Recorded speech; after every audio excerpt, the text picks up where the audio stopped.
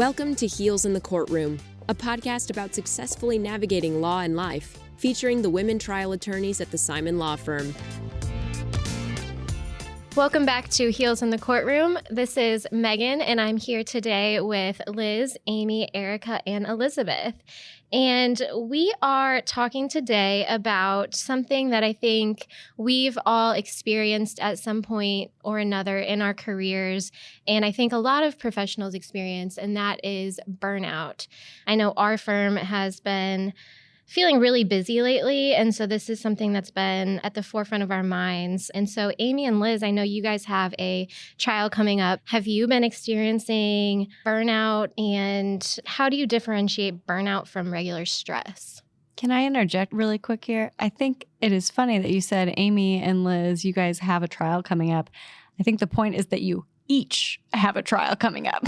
That's correct. Although you are a team, we have divided the team, and you are conquering two trials at one time. Not only that, but to add further context, we just got out of a 2.5-week trial not very long ago. So not only is this burnout that we're currently experiencing and will continue to experience, it's burnout that we have already been experiencing. So as I was coming home yesterday, admittedly feeling a little bit sorry for myself because it has been really, really busy, which is wonderful for the practice. It's wonderful for our clients to start getting some of these cases moving since COVID.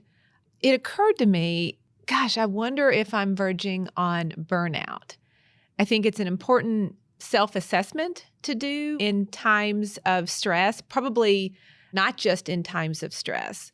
But as I was driving home, thinking about 100 different things, I was thinking about potentially being burned out, and my mind immediately went to, well, it's better than being bored. So I'm wondering what in the world is wrong with me if my two speeds are almost burned out and scared of being bored. Because I feel like that's sort of where I end up. I'm either 100 miles an hour with my hair on fire or I'm asleep. And I have said that before, and it really does feel like my two speeds. And I think the exercise for today is perhaps try to figure out how not to be at either of those two extremes. How can I get to a position where I'm not verging on burnout? And I know I keep saying verging on burnout, probably because I can't admit, or I don't have time to admit that maybe I am actually burned out. I guess You'll think about it when you're less busy. Right. When I get through this next trial, perhaps I'll do some introspection on that, but I doubt it. I believe the reason why I wanted to talk about this today in the middle of this crazy time is to help us and perhaps our listeners identify when you're getting close to burnout or when you can anticipate burnout and militate against it. So is there any literature or articles or anything out there on this topic that you all are familiar with? So a while ago, I had this article shared with me. It's a Huffington Post article, and it's about the difference between stress and burnout. And I particularly found it really eye-opening because I think that the lines can sometimes be blurred in our minds, but being able to recognize when it's one or the other is really helpful and can kind of help you navigate how to manage or maybe mend those feelings that you're having. And basically, the point of the article is that stress is basically pushing our reserves past our comfort level. And stress can be a good or a negative thing, but generally stress is temporary and it may in the end help you grow or achieve a goal. So, stress may come in the form of like a lot of deadlines that all fall on the same day. But once you work to get those through, you may feel that sense of relief. On the other hand, burnout is less about over-engagement and more about disengagement.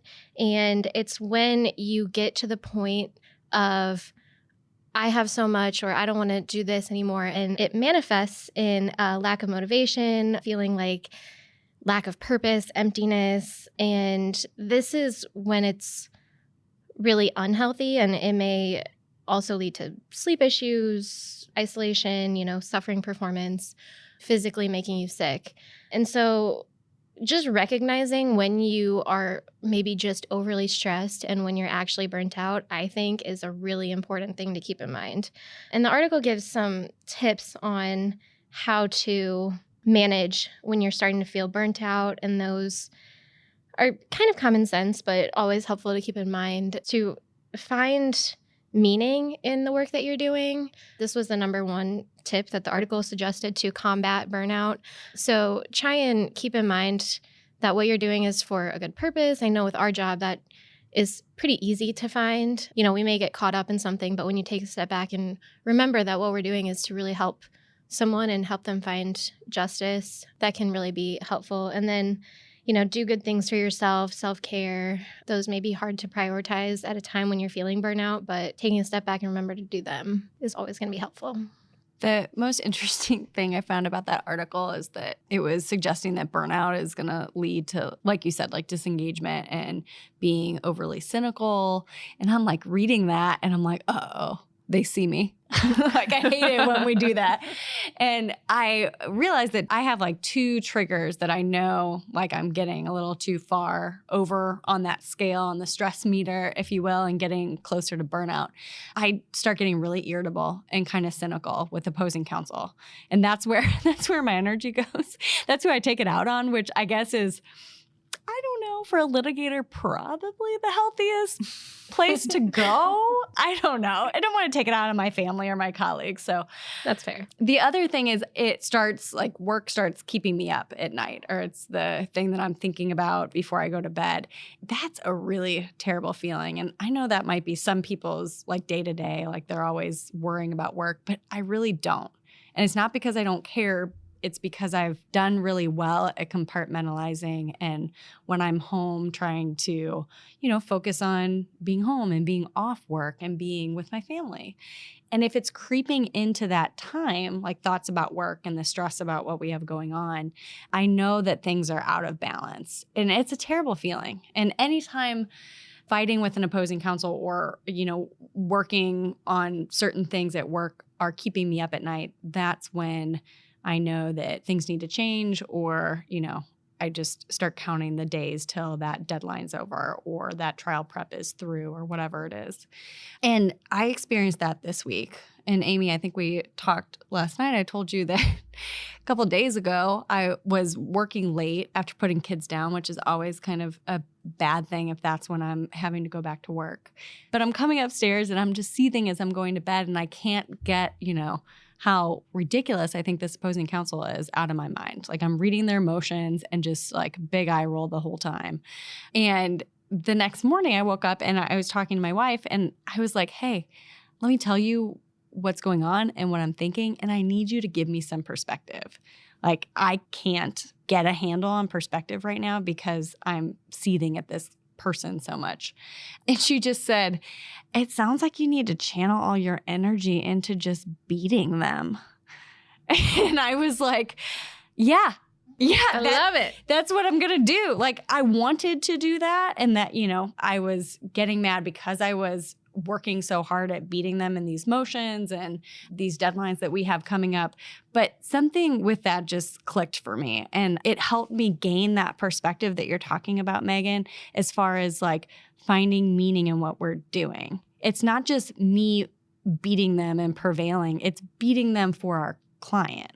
And that has helped me out the rest of the week. But that's how I've tried to kind of get over those feelings when I'm at that brink, is just talk to someone that you trust and can handle what you're saying and who knows you, whoever that is, whether it's parent, spouse, friend, cat, your cat, Amy. Love my cat. And I think it's important to be cognizant of when you're starting to feel those things that can help you manage it, is to think about what is going to help make me feel better. Is it just putting things in perspective of this is part of the ebbs and flows of litigation? Or do I need a small break, a couple days off, a vacation?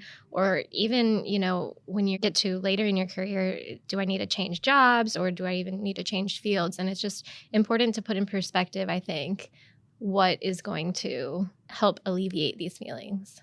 I think the biggest concern for me when I'm feeling these things is I start to make mental errors and I'm become not very good at my job, or I don't think that I am because I'm just making small errors that I wouldn't normally make. And how do I solve that? So would you take a step back? But that's not always an option. So I don't really guess I have the answers for this problem. But as a younger attorney, I think it's something that we experience. We don't necessarily know how to handle it a lot because, you're doing a lot of stuff you've never done before. You're stressed out every day about something new. And it just becomes a lot. So I don't really know, but I think maybe it's a good time to utilize that mentor in your life that's been there before that can kind of help you navigate it, or at least can, relate to having been there before. And I think sometimes the answer is just kind of, you got to suck it up and get through it. It's just a season. It won't last forever.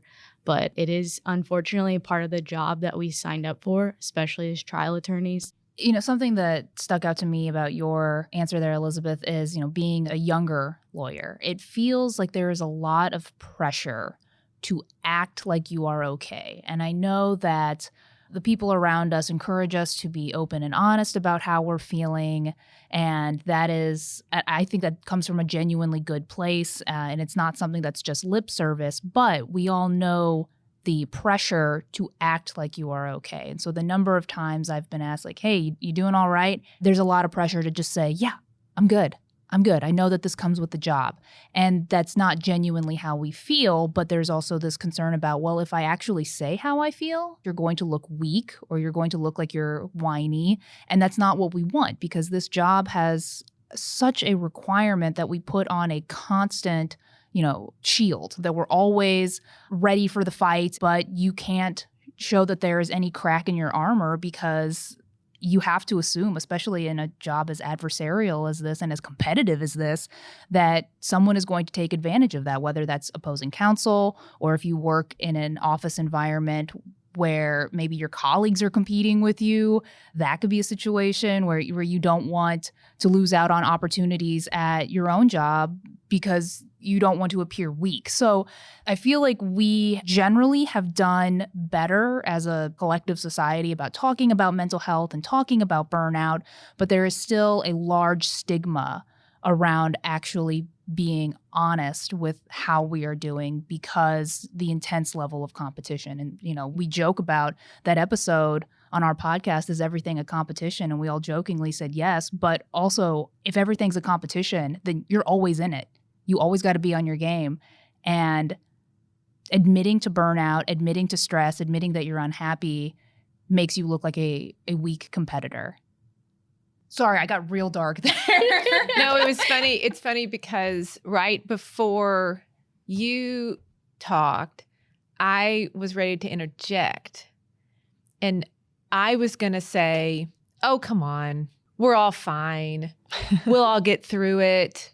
I've been doing this for a long time, and I feel so compelled to always say the same thing, which is, we're good. You'll be fine. You'll get through it. This too shall end. And you're right, Liz. It's the job, the steel facade that we carry, that we embrace, that we wear to court in our negotiations with our clients, with our opposing counsel. That is hard to take on and off. It's hard to pretend like the most exciting thing you've ever done in this moment is get ready to try this case that has a lot of things riding on it, including whether your client is compensated for their injuries, not the least of which, if there's money riding on it that the firm has put into it, your reputation, all those things. To pretend like it's water off a duck's back is our first reaction. Because I think that's what we've been taught. That's what we see. It seems to be the appropriate reaction. It's pretending, at least from my perspective, it's largely pretending. But I also think you have to try to talk yourself into it. It's hard to really get prepared and to be mentally ready to go to trial because we know that that's what we have to do. So instead, as I started saying, we wear our steel facade. And it's what at least from my perspective, it's what gets me through what is a really hard job that we have. Wearing that facade does create a brick wall around you, and it's hard to take down. It affects who you engage with.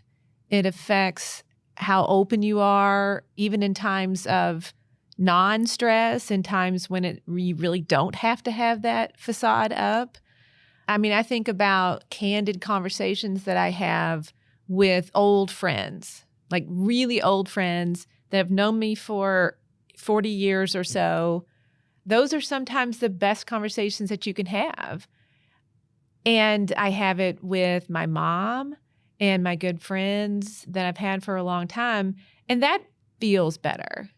It feels better to really let it down. And so having conversations with people who are truly outside of your work world, truly outside of your career world, is imperative. And setting that time aside to have that conversation, even saying, hey, best friend from high school, I need 30 minutes of your time on Sunday because we just have to talk about stuff that only you and I remember, or only you and I can talk about. That's very helpful. I might be calling my best friend from high school tonight. Yeah, I was going to say, sounds like you have a agenda to set for your weekend. Yeah, Amy, listening to you talk about that, it's making me think, when you're leading up to trial or you're getting to a really critical point in a case and you're having conversations maybe with the opposing counsel or whatever it is, and you don't want to crack at all. And Liz, that's what you were talking about as well. Like, you can't show any weakness. There's no way that you're going to sit there and talk to the opposing counsel and be like, are you overworked right now? Like, I'm really working hard right now. I got 3 other things going on besides this case. Like, can you maybe just settle it? They would take that and shove it down your throat and take a 0 off the amount that they may have offered you.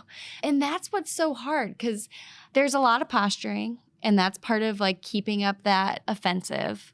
And the thing is, yes, that happens, but also at this firm, we've always backed it up because that's the atmosphere, that's the speed that we go.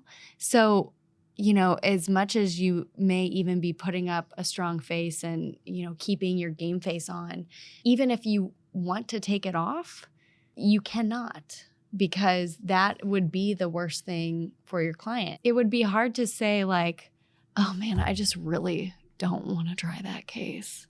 Like, I might say it, but it won't change the fact that I'm going to go ahead and do it if that's what's required. It's just, you're right. That level of like frenetic energy where you have to operate on a day-to-day basis is so wearing. And I think that's sometimes where the burnout comes from too. Like, if your mind is working on that level every day, and I don't know about you guys, but if I actually take a break, it takes me several days to even decompress enough to enjoy a break. Erica, you mentioned your triggers earlier, and it made me think, and mine is sleep loss. I sleep like a baby, an angel. It is a blessing. I do. An angel. An angel. I sleep like an angel. Didn't you know how well angels sleep? I read something somewhere about Tom Brady, and he attributes most of his success to being able to sleep like a baby. And I'm thinking, God, yeah, I get that. And when I can't sleep, the worst part of it is it's compounding, because you can't sleep, you can't get good rest, you can't get refreshed to keep doing it. So I know when I'm waking up at night and can't go back to sleep, I am in deep trouble. All I can do right now is just look at the light at the end of the tunnel. This is advice that we can all take, that we can give to our listeners as well, which is you have to find that time. Pick a vacation, put it on the calendar 6 months from now, whatever. And I'm thinking more fine-tuned than that is, when is not the next week that I can take off? When's the next day I can take off? And do it. Because think about, Liz, how many days now we have done pretty much nothing else except prepare for 1 or 2 trials. We were on the same trial. I mean, I started preparing for that case every single day starting before July 4th. That case got done in August, and we both immediately pivoted to our respective cases now. So July, August, September, October, 3.5, 4 months where we've done nothing but 1 and 2 cases. It tells me when we're through with these next 2 cases, we can take a day or 2 to try to step away. And I'm talking about during the week. Imagine that. During the week, take a day or 2 to step away, because what's 1 more day after you've been doing nothing else but 1 or 2 cases for 4 months? So that's what I've told myself. If we're done with these cases in the next, hopefully, week, or whatever you're doing in your life, whatever your big project is, it doesn't have to be trying a case. Whoever else is listening, they've got a big project at work. I've got a good friend, and she does accounting. We call her Chandler, if anybody watches Friends, a lot of it, because we don't really know what she does. But she's an accountant, and she has really, really busy times, and she calls it trial. When she says I'm in trial, I know what she's going through. So it doesn't have to be trial. Whatever it is in your life that is your big project that you have to get done, that you're putting your entire self into, that is going to end. And if you can start looking past that, picking a day, a week, whatever you have time to do, and commit to actually spending that time, then you have to do it. And I always look at everything, again, balance and time management and all those things. And I'm looking around the rest of my life right now, like, what is out of balance? Because it's going to be. I mean, it is. So I'm picking the things that are out of, not just taking a day off and staring at the ceiling. I'm going to take a day off and pull the things that are currently off the rails back on the rails. And I know what a couple of those things are. So I'm starting in my mind to give myself the grace to plan those things. And that's also helping. That also helps me feel better, like, okay, I can do this. And then the last thing, of course, for me is I have done this over and over and over and over the years. And I have always survived, and I have never, ever lost entirely, maybe transitorily lost my love for this job and what we can do for people. I've never lost that. And I think in times like this, like, where is that? Why? What? You just, draw on your memories, draw on your experiences, that we are lucky to do what we do. It does help that I know in that moment when I am in the middle of the night and I wake up and I can't go back to sleep, I know I will sleep again. I will sleep again, and I'll get it back on the rails. And if you've done a good job with your relationships and you're always really trying hard to nurture those relationships, then hopefully you've given yourself some leeway to get those back on the rails on days when you can. It's interesting that you put it in that perspective, because my husband, who is an accountant, and I know what it means when he tells me busy season is gearing up, or, his family understands what we mean when we say, he's in busy season or I'm in trial. Our families understand. But he actually picked me up from the airport yesterday, and his busy season is starting to pick up. He's got a filing deadline soon. I think his filing deadline falls maybe the day after I'm supposed to get out of trial. So our house is a disaster right now. But he did find the time in his very busy schedule to come pick me up from the airport, because I was out of town for a deposition. And as we were driving back, we were talking about burnout. And he made the comment about, it seems like every busy season, there's just more work. Every busy season, there's more work, but somehow he's able to get past it. And I made the comment, every year I'm getting more work and more responsibility, and it feels like there's more cases coming my way and more trials coming. And we felt, even though there's more work piling on, because we have the experience and the perspective, it sort of feels like we have built up a bit of an immunity to the stress and the burnout or whatever label we want to put on it. And that is something that I've been thinking about the last 24 hours is everything that is happening right now that is making me crazy and driving me up a wall, is that helping me build up an immunity to this burnout? Therefore, I can deal with it as the months and the years go on. Amy, when you talk to your mom, what does she say? Like, what's your mom's like go-to, like, this is the advice she gives me? Usually I just tell her the story of the case. I whine a little bit. I say, I'm kind of feeling sorry for myself today. She's just a good listener. And when I'm done telling the story of the case, whether it includes facts of the case, or this is what the judge ruled, or this is what the opposing counsel said, this is what's happening, I just feel better because she hardly ever interrupts me. I mean, maybe she's not even listening. I don't know. I mean, it's possible. But she puts on she says the uh-hs and yes at the right time. And she does ask follow-up questions. But normally, she's just a super good listener. And at the end, she just says, I love you, right? Because that's what you need to hear. And that's the constant that you need. And guess what? The conversation I have with her next week or 2 weeks from now, when this trial is over and when I have my life a little bit back in order, she's going to tell me the same story about what happened down at church, or, what her neighbor said, or the fence issue she's having right now with her neighbor, So it's just very much being able to have someone that you can totally be open with what's happening, good, bad, ugly, and just getting that affirmation at the end that I could have told her, I could have told her the story of winning a $25 million case, or I could have told her the story of worst loss of a case that I've ever had. I'd get the same answer at the end, that she was proud of me and that she loved me, and that's all that matters.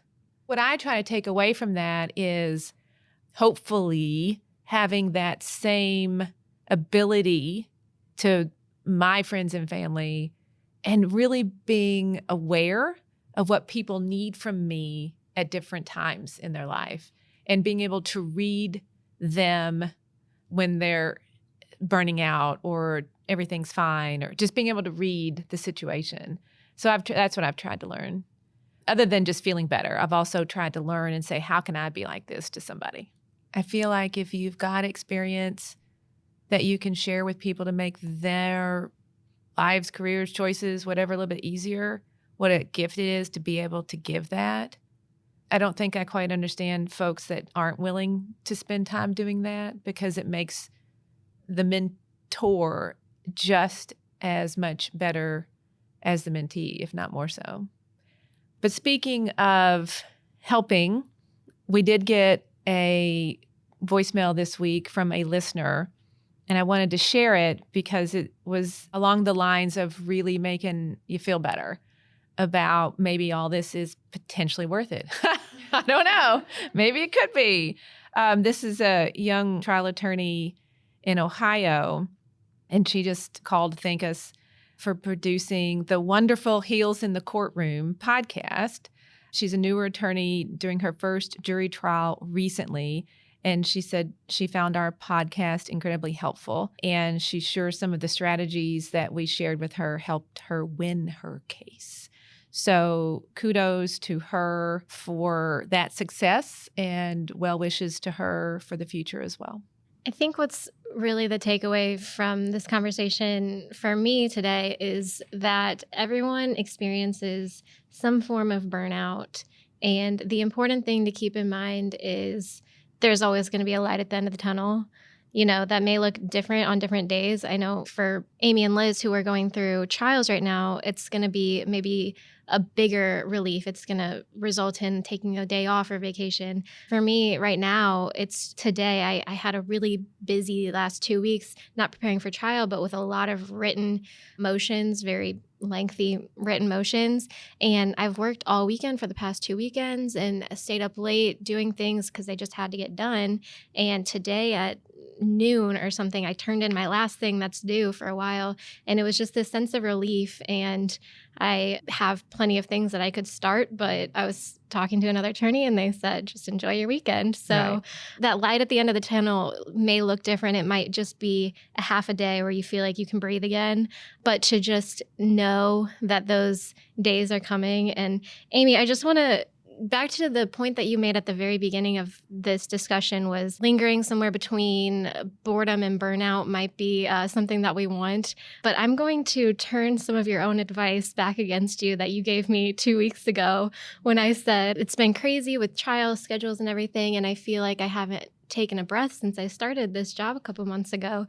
And you said the day will come and you're not going to be bored. You're going to be appreciative of the moment that you have some time to relax. And before you know it, it's going to be gone again. So I think another thing to keep in mind is that the boredom, it may seem like boredom in the moment, but we should probably just try to take advantage of those moments to relax, because at the other side, there's going to be days like this where we're all feeling stressed and burnt out. Touche. And with that, I think that wraps up our conversation today. As always, if you have any comments, questions, episode suggestions, please reach out to us at comments@heelsinthecourtroom.law, and we'll see you next time. Amy, Liz, Erica, Mary, Elizabeth, and Megan would love to hear from you. Send your thoughts to comments@heelsinthecourtroom.law and check out other legal podcasts in the Simon Law Firm library. The Jury is Out with John Simon focuses on lifelong learning to elevate your practice. Subscribe today.